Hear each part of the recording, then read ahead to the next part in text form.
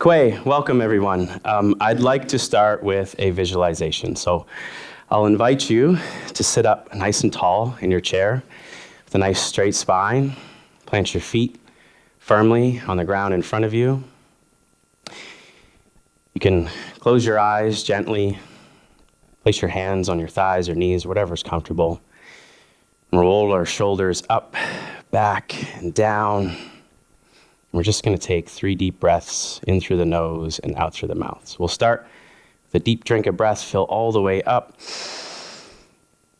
and release out through the mouth. Again, deep breath in through the nose, fill all the way up,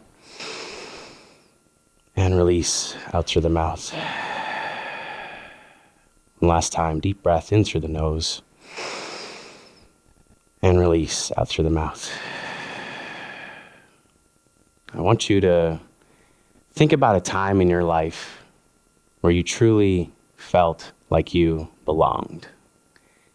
There was nothing you could say or do that would cause anybody to shame or judge you. Think about, are you alone in this moment? Are you with someone special? Are you in a special place? Pay attention to what's happening in your body. How does your body feel right now? Are there butterflies in your gut? Are you warm?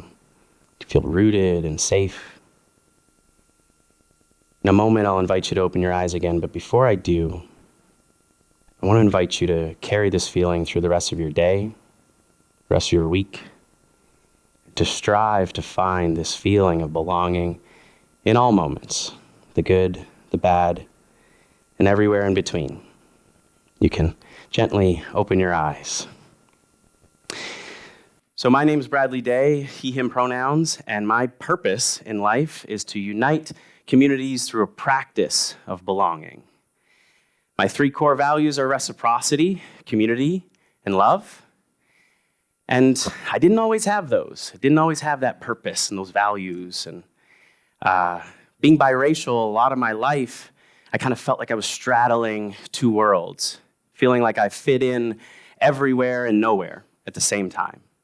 And it wasn't until I did this more purposeful work that I started to show up more fully in this world. And so why not strive to create a world where people can show up more fully and be themselves and live that purpose? I want to talk a little bit about Maslow's hierarchy of the needs. So Maslow says that whatever need is met is what dictates our motivation. So if we're at our basic physiological needs, food, water, shelter, or if we're all the way up at self-actualization, this dictates our motivation. Well, I started to question this a little bit because he has belonging in the middle. I was like, well, when a baby is born and they don't belong to anyone or a community, how do they get access to those physiological basic needs? Food, water, shelter. And so for me, I think belonging is more of a birthright than it is a need. And so to me, it's the most important need there is. And there's an author, Kim Samuel, she wrote On Belonging, and she agrees. She wrote that it's a principle from which all other needs flow. This is to say that belonging, our connectedness to humanity, nature, meaning, is what animates us to seek food, water, shelter, those things, and all other necessities of human survival in the first place. So I would argue that belonging is the most important birthright of humanity. Now, why do I call belonging a practice? Well, for me, and for most people, to get good at something, to get really good at something, you have to work hard. You have to work really hard at it. A couple months ago, I decided to pick up a guitar and try to play guitar. It's really hard. And when I did, started to hold a chord, my fingers were in so much pain. It hurt. My fingers would cramp up, my hands would get tired. I could practice for a few minutes, but that was it. And it wasn't all that fun at the beginning. But I started to build these calluses on my fingertips. And I started to be able to hold the chords for a little bit longer. My hands got stronger and more flexible. And over time, I started to enjoy it more. I could play for 30 minutes, an hour, and really enjoy it. And I realized it's not about playing beautiful music all the time. I'm never gonna be Carlos Santana. It's about building that resiliency and those calluses on our fingertips. So I wanna share with you the 5 things in my life that I've made a practice. First, number 1 is to find purpose and be purposeful in all that you do. So I think the first thing we kind of start asking people when we're about this high is, what do you want to do when you grow up? And what we fail to ask people is, who do you want to be? What is your purpose? What are your values? I was very fortunate that my aunt was my elementary school principal. Well, I was fortunate sometimes because that meant that anything I did went back to my entire family. But she saw something. She saw something in me that wanted to unite. And so she made me a peer mediator. And being a peer mediator meant that anytime there was conflict in the school between 2 students, she would put those 2 students and me in a room together, and I was to mediate a conversation between them to solve that conflict. And I don't know why, but it actually worked. And I think back, and that's the first moment I really think I was living my purpose. I didn't know it at the time, but I think about that, and I think that's really the first moment I felt I was living my purpose. So I started to do more conscious work later in life around trying to discover this purpose. And I had drafted something on a piece of paper, and I'm looking at it like, purpose? Is this supposed to be like my purpose in life? It's changed many times since then. But I asked a mentor, how do I know? I've written this thing, but how do I know that this is my purpose? And she said to me, you know that visceral response you get, that goosebumps feeling you get all over your body? That's your soul connecting with your purpose. And I thought about those goosebump moments for me when I'm watching a movie, or when it was always about when people unite, when people come together. And then I thought about the moments that gave me that bad feeling in my gut. And I thought about the moments in my life where my actions were giving me a bad feeling. And it was when there was divisiveness, violence, things like that. And I knew that what I had written was close. I knew that what I had written was guiding me. And it was about paying attention to my gut, paying attention to my body and what that tells me. So speaking of paying attention to our body, I want to talk a little bit about serotonin and the role that it plays, because it plays an important one. Serotonin plays a role in your body, including influencing learning, memory, happiness, as well as regulating body temperature, sleep, sexual behavior, and hunger. Lack of enough serotonin is thought to play a role in depression, anxiety, mania, and other health conditions. 90% of serotonin is found in the cells lining our gastrointestinal tract. Only about 10% is produced in your brain. Serotonin, here's the kicker. Serotonin cannot be made by your body. It has to be obtained from the foods that you eat. So this says that it can only be obtained by how we digest the world and are in relationship with our food and our animals and everything in this world. So it's how we metabolize those things that become a part of us, and paying attention to our relationship with that and how it shows up in our body is a part of that purposeful work. Number 2, don't let your ego or your emu run wild. You're probably thinking, what the heck does an emu have to do with anything? Well, one of my favorite authors wrote a book called Sand Talk. His name is Tyson Young-Comporta, and he says the emu's problem can be seen in the mathematical greater than, less than interpretation of the symbol. Emu is a troublemaker, brings into being the most destructive idea in existence. I am greater than you. You are less than me. Aboriginal society was designed over thousands of years ago to deal with this problem, but some people are just idiots, and everybody has a little bit of idiot in them from time to time. There's another author I really admire, Vanessa Andreotti. She wrote a book called Hospicing Modernity. And in that, she talks about how when we place labels on people based on their productivity, it starts to become divisive. And we start to think about people as valuable just based on what they produce in this world.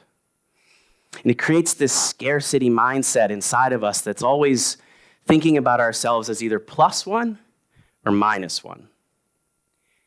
And I've definitely, especially because of my ADHD and my neurospiciness, as I like to call it, have fallen into the -1 category often.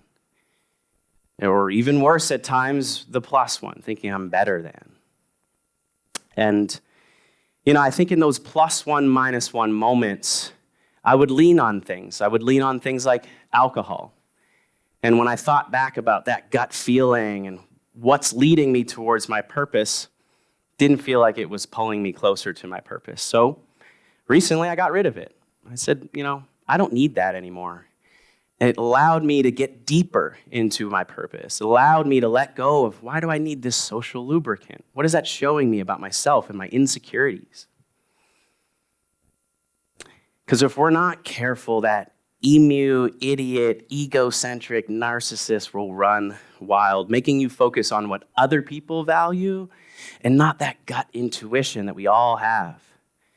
And when life gets hard or when life gets great, we won't be able to ride the waves of life, feeling the highs and the lows and valuing them equally. Number 3, if we can find a little bit of purpose, if we can keep that ego and that emu in check, I think that we can turn our triggers into our compass. And just like we did at the beginning, I think it takes a lot of deep breathing. And this was the first lesson my father ever taught me. He was a football coach, and he was my peewee football coach. I was playing before I was, able to walk. I was on a football field. And he drilled into us a lot of things, but he drilled into us breathing in through the nose, out through the mouth. At the time, I had no idea why. I thought he was just obsessed with us taking these deep breaths all the time. But what I realized he was doing, he was getting us out of that emotional fight, flight, freeze, amygdala brain. And he was allowing us to breathe and get us to our prefrontal cortex, which allows us to metabolize the world a lot better and to be less reactive and more responsive. So in this metabolizing, if we get good at that, I think we can turn those triggers into our compass for belonging. Number 4, stay consistent, especially when it's hard. I'm laughing a little bit because I just shared the ADHD part, and it's a little hard at times to stay consistent. But when I fall out of practice, I lean on my ancestors, in particular my grandfather. Now, my grandfather went to that exact same elementary school I talked about at the beginning. His experience was a little bit different, even though his daughter became the principal there, my principal. Him and his brother were kicked out of that elementary school for refusing to read a book called Little Black Sambo. And that was the extent of his education. Not a lot of people know that about his story. Now there's a learning center named after him called the Delmore Buddy Daye Learning Institute. It's a bit ironic what happened there, but he was able to metabolize that trauma. He was able to turn his PTSD into his PTSG, his post-traumatic growth. He was able to build those calluses on his fingers, and let me tell you, he had some calluses on his fingers. And through all of it, he was so humble, he was so calm, so generous, but mostly he stayed consistent. If he chose to do something, he followed it through. Number 5, the only way forward is together. I want to talk about another incredible man that has walked this earth, and that is Nelson Mandela. A lot of us know he spent 30 years in prison, a lot of that in solitary confinement, and had every excuse to turn violent, had every excuse to be the victim in that story. But instead, he chose to unite a country through the African philosophy of Ubuntu, which means I am because we are. And so I feel that we are all choosing to practice something. We can practice fear and hate, or we can practice peace and love. We can practice arrogance, or we can practice reciprocity. We can practice changing things about ourselves to try to fit in, or we can practice belonging. So I want to leave you with one question today. What will you practice? Thank you.